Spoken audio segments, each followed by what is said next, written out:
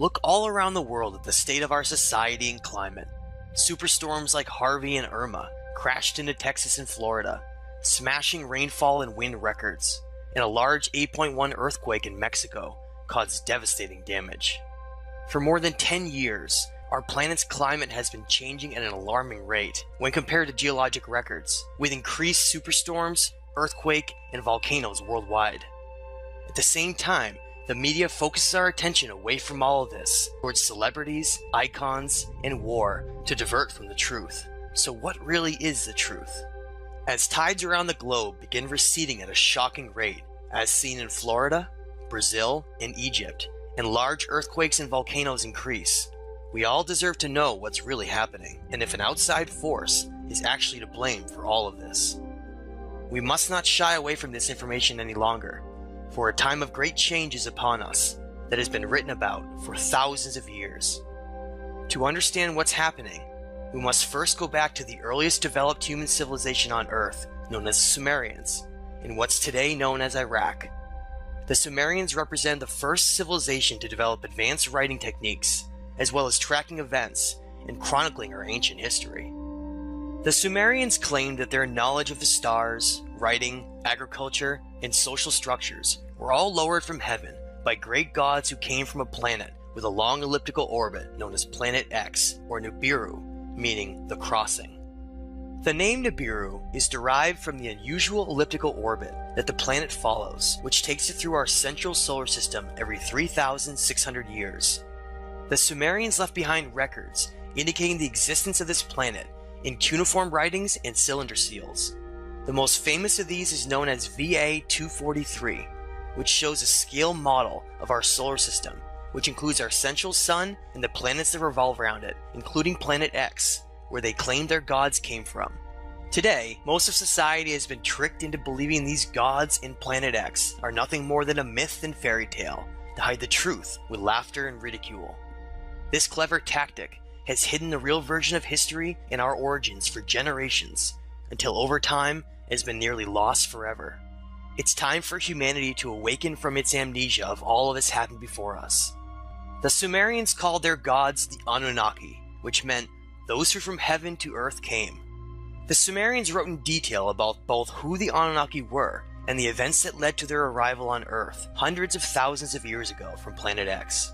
In these early cuneiform writings, such as the Atrahasis, we learn about two brothers known as Enki and Enlil, who bitterly fight over the direction of humanity, and provides details of the disasters caused by the crossing of Planet X.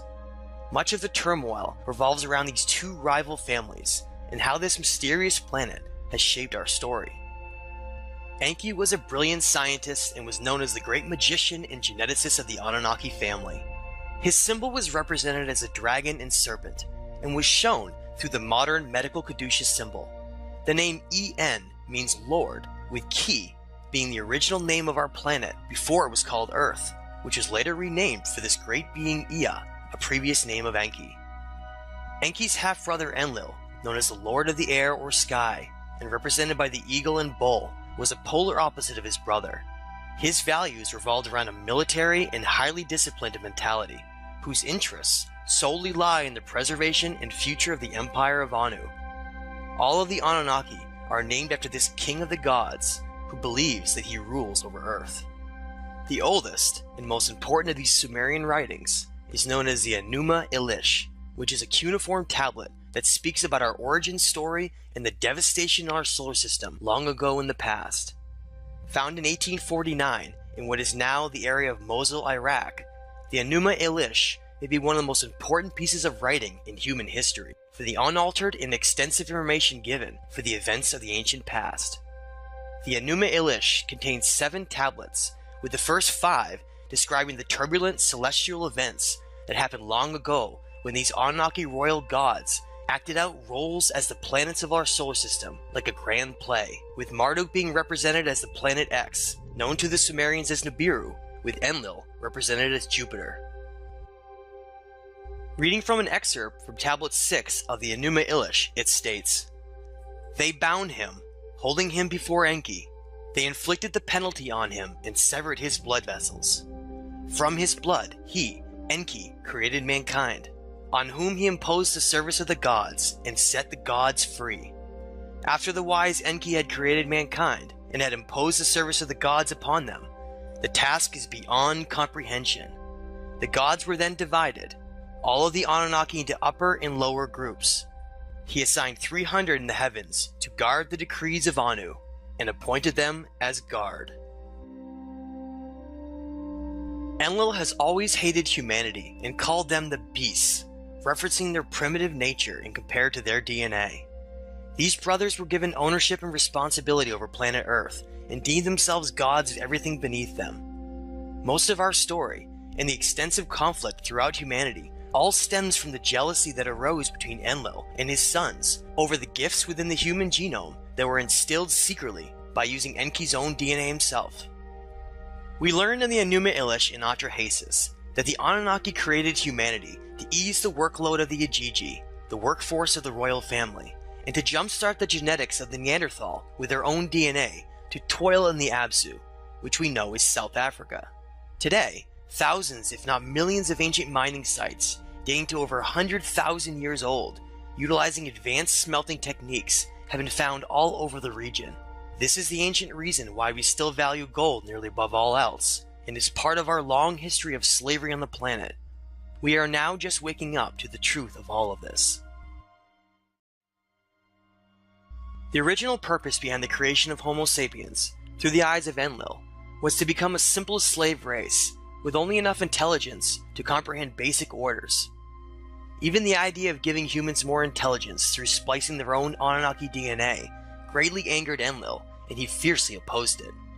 Unbeknownst to Enlil, his half-brother Enki ended up secretly designing a model of Homo sapien that was far too intelligent and possessed large amounts of Anunnaki DNA that could even rival their greatness as a species.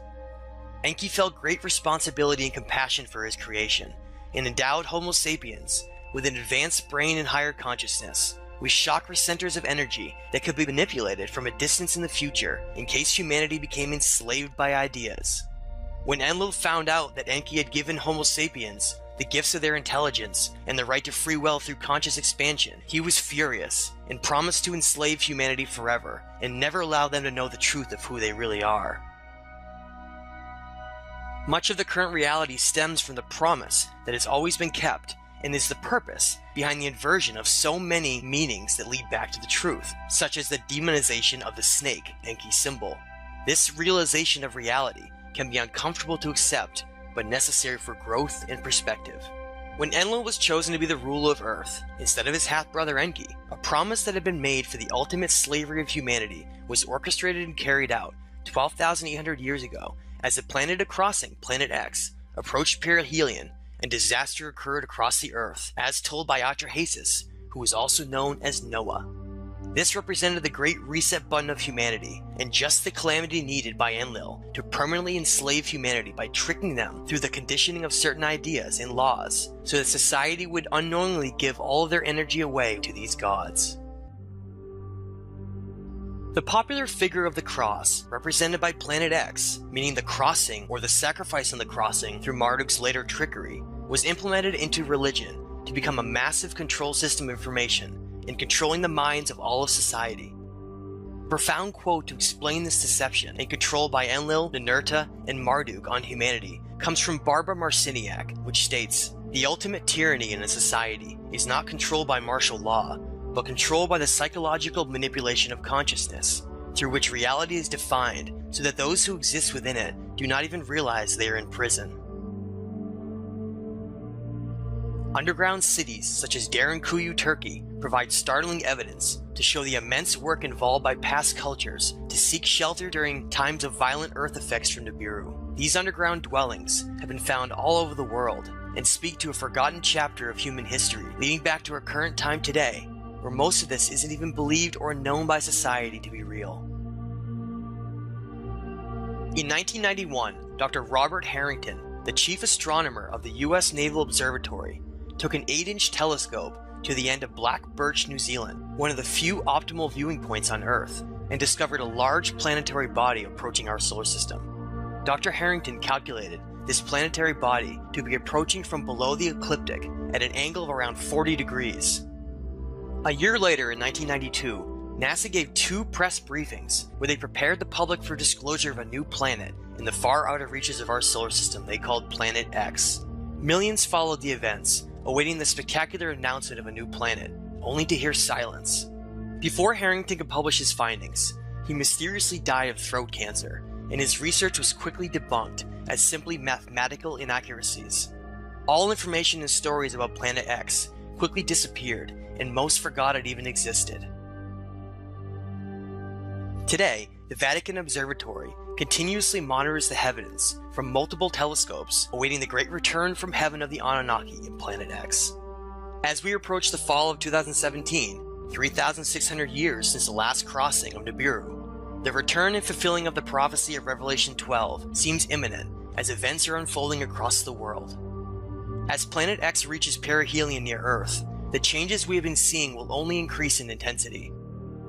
Great care must be followed by those living along coastal regions, especially those areas that are very low-lying and prone to flooding. Ocean levels will begin fluctuating dramatically during tidal phases, as well as increased earthquake and volcanic activity. Any large seismic activity could lead to a number of tsunamis along the coast and should be monitored closely. No matter what happens during this pass, records indicate it will not be anywhere near as destructive as the past 12,800 years ago, which led to the end of the Ice Age and the Great Deluge. The biggest impacts from Planet X are likely not going to come from environmental disruptions, but from sweeping change across our social, monetary, political, religious, and scientific understandings.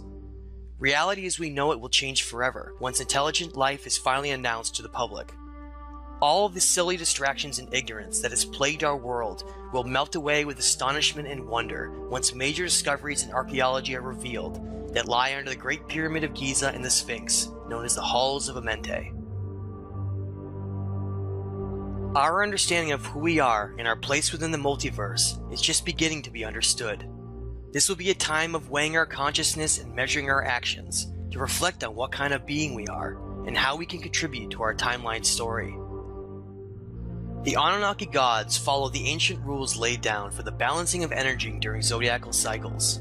The time of Pisces featured a negative polarity, which is why we saw war dominate the planet for thousands of years. All of these changes represent the great metamorphosis of our time as we enter the positive polarity of Aquarius in the next several years to take the first step on our journey into the cosmos to join our galactic neighbors. What kind of society will we become? One focused on war and material gain by the eagle? Or higher consciousness in the lost teachings of the great dragon Enki?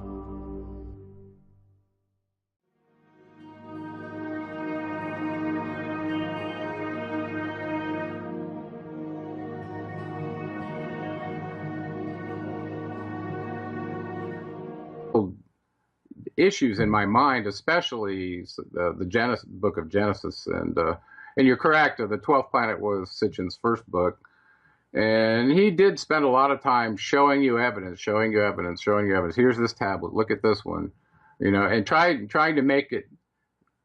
He was trying to justify this unbelievable theory that most of the scientific people and the academics were dissing him over, because he was like a Wilhelm Reich, or what was it? What's the guy's name who discovered Troy? I can't remember his name. He was a German though. But the same problem with him is the academics dissed him. And, so he was pretty much out on his own with his own resources. And so I kind of saw that with Sitchin as well. And, Sitchin, he left himself open, I think, by writing The Lost Book of Enki and not giving any sources for it. I think it was a great book. And I think it wove together a lot of the pieces that he had from various sources to tell the big story, which he did very well. He was a great writer. But I never felt like I could reference that book without references, so I never really talk about that one. But the 12th planet really opened my eyes to the Sumerian documents. And I'd been looking for a culture that had the earliest writing, so I could kind of go back to the source and go, well, where did this technological chasm come between different civilizations? That's how I was approaching it. And then I read, I think, Genesis Revisited from him. And this really made me go back and read the Bible again closely. And I started seeing things from the perspective now, having read all the Sumerian documents, that made a lot more sense to me. And with that perspective, you could differentiate the truth from a lie a lot more readily. And so when you go back and read Genesis 1, and you see that that these gods, plural, created man in our image and our likeness, and then go read the Atrahasis account, where a council meeting of the Anunnaki specified exactly that. And I mean plural, there were 6 men and 6 women on this council. So, you start seeing those kind of correlations as well once you've read the Sumerian documents, which predated the Bible by a very long time. All of a sudden you realize that what you have there that's called the Word of God isn't completely true. And there were political agendas in writing that book. If you truly understand the circumstances the Hebrew people were in as they were being held captive in Babylon, where they first saw these documents, these Sumerian documents. Okay, so what do we know? What is your specific question about the prehistory of Nibiru, this planet that they say they come from? And then we can kind of walk from there into the main players and who did what to whom and how we ended up where we are now. But kind of will give us a platform to maybe discuss a little more. Great. Correlations with how we go forward, because that's once you realize all this stuff, it takes a long time to process it. And some people years. Okay, this is like tearing out every belief system you have, and all of a sudden you're faced with this truth that's in stone, that's sitting up in museums, where you can either ignore it or synthesize it and realize what they were saying probably was not a lie, even though it was called a myth by by the conquering cultures, right?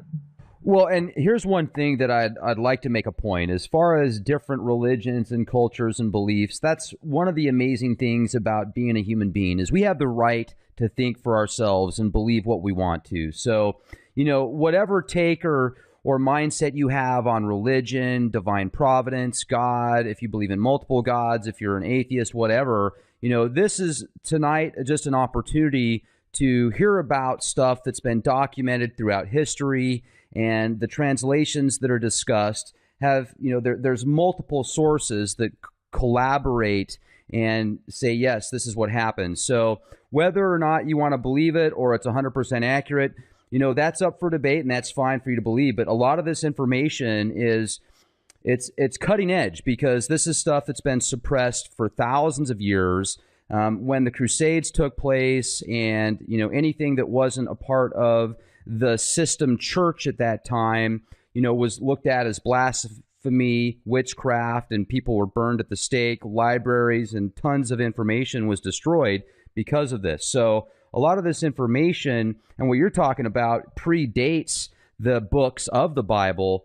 And that's just incredible. So I would like to talk about the 6 women and the 6 men that were part of it, and we'll get into some of the names and the correlations of the biblical references, maybe the Greek gods, and maybe even if they connect to the Vedic gods, Valhalla and some of the Nordics and stuff. But my question was about Nibiru. Is the official version that I know about of the Anunnaki when they came to Earth was to look for gold. Is that correct? Well, that is correct. If we start back on the prehistory of Nibiru, there was a king that ends up as the main progenitor in the Anunnaki line that we like to include in the story, because he was head of the Anunnaki Council, and his name was Anu. Okay, so Anu was the original king, or as far back as you can go, it was Anu. Right, and we're circa 450,000 years ago right now, and according to their records, one of the beings who was the prior king, his name was Lama. Excuse me. He was discussing problems in their atmosphere, whether to bolster their atmosphere to protect themselves against radiation using the volcanoes to reactivate them by firing missiles into them, or to create a particulate solution to seed the atmosphere. And this was a discussion they were having way back then, because you have to understand, in the myths of Mesopotamia, there's a document in there called the Atrahasis, written by Stephanie Dalley. And the document is, the Enuma Elish. There's Atrahasis as well, but the Enuma Elish is the Babylonian or the Sumerian cosmogony, which essentially describes how our solar system came to be. And why it's important to them is because, according to the account, their planetary system, we call it the Nibiru constellation, all right? It looks like they have a mini sun and about 7 planets total.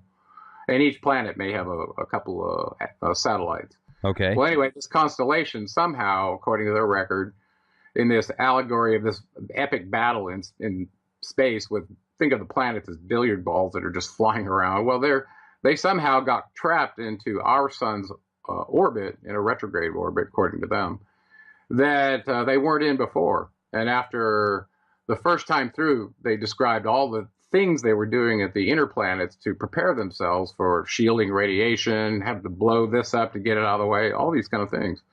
And we didn't really understand it until we got a little more scientific, I think. They were talking about using weapons that could split an entire planet. You know, and that reminds me of like a Type 2 civilization. Right. So anyway, they had atmospheric problems without getting too lost there. They're in a 3600 retrograde orbit, according to them. They kept time in that method in what was called a shar. Even the Sumerian kings list, their reigns were listed in shars. Okay, and if you read the Sumerian kings list that was given to us by Berossus, it shows the first one having a reign of 8 shars, which turns out to be 28,800 years. As unbelievable as that is, and we'll get to that. Okay, but keep that in mind. So they got trapped in this retrograde orbit. It gives them a platform, a moving platform, to see all the other planets that are already in this space. Well, they didn't get out that easily. They apparently had some collisions about the second time around their 3,600-year orbit, such that one of the satellites of Nibiru struck a planet that was in the place where the Earth is now. They called it Tiamat.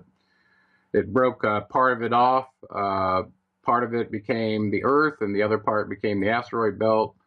And at that point, one of the moons of Nibiru apparently got stuck in its orbit, and and they called that one Kingu, which is our moon, which is unusually large for our planet, you have to admit.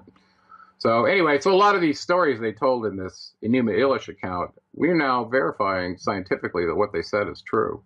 And this document is quite old. So from there, they needed a solution, because if you imagine a planetary system coming into perihelion with the sun every 3,600 years, what it would do to your atmosphere.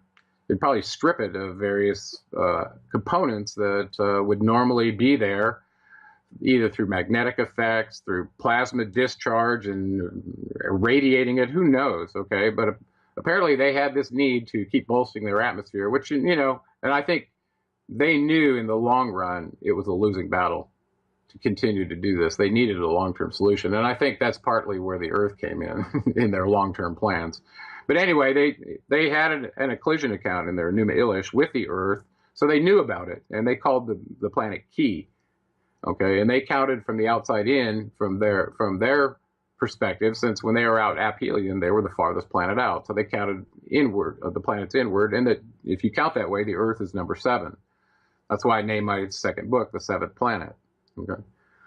So with this problem that they had, the king Anu decided to dispatch his chief scientist, who was called Enki. It was his firstborn son. He was sent to the Earth to do a couple of things. One of the primary things was to find resources to bolster the atmosphere back on Nibiru as they were coming into perihelion with the sun again. So some accounts show that he was looking in the Persian Gulf initially. That's where he splashed down and built the city of Eridu, which is right there where the Tigris and the Euphrates meet, running through the Sea of Reeds into the Persian Gulf. Okay, so that's, according to him, if he did that when he said he did it, that city's 450,000 years old, and it's still sitting there in the desert in Iraq, pretty much, I don't know, like a pile of rubble. Jeez. Anyway, so that's pretty amazing. So he came, tried to get colloidal gold out of the oceans. Apparently, if it's already in a colloidal solution, or you can use chemicals to do it and derive it that way, you already got a powder-like form that you can ionize in the atmosphere. It's very simple. Whereas, if you take gold and have to smelt it somehow to get it to a powder form, or a form that could be sprayed, think about how you would do that. Would you just make it little tiny particles that you'd spray up there? It'd be too heavy. It would just fall out of the atmosphere, right? So that'd be very, very small particles. So that was about 450,000 years ago. So Enki Enki means Lord of the Earth, by the way. So his initial title was Lord of the Earth. His half-brother Enlil was still back on Nibiru, and he was born of his father Anu and his half-sister, Anu's half-sister, whose name was Arash. Her other name was Ki. She was nicknamed Ki Arash. So she ended up giving birth to Enlil, and because she was a half-sister, and because of mitochondrial DNA contributions in the purity of their bloodline, he was in line to rule. Enki was not. So at this point, we're in the Persian Gulf, and Enki's trying to get gold. He brought a small band of workers with him, which he called the Ajiji. They also referred to him in the Book of Enoch as the Watchers.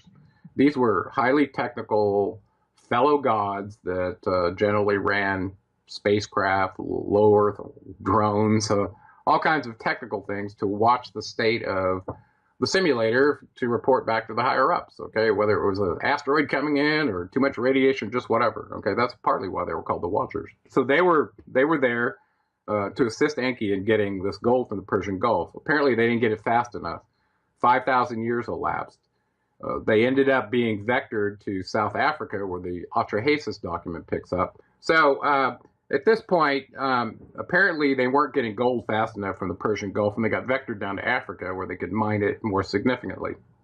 This is where the Atrahasis picks up.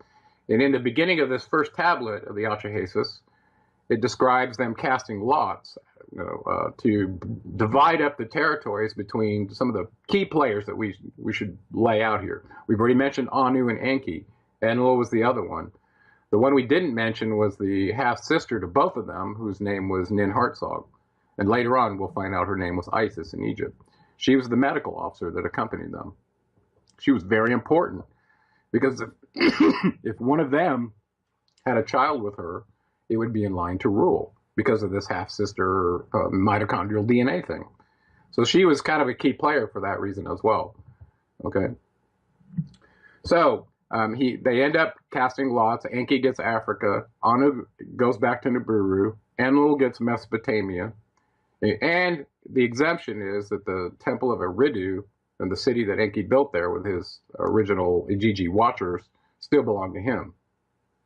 And apparently he had a garden there, and he'd done all kinds of things in 5,000 years until his brother showed up.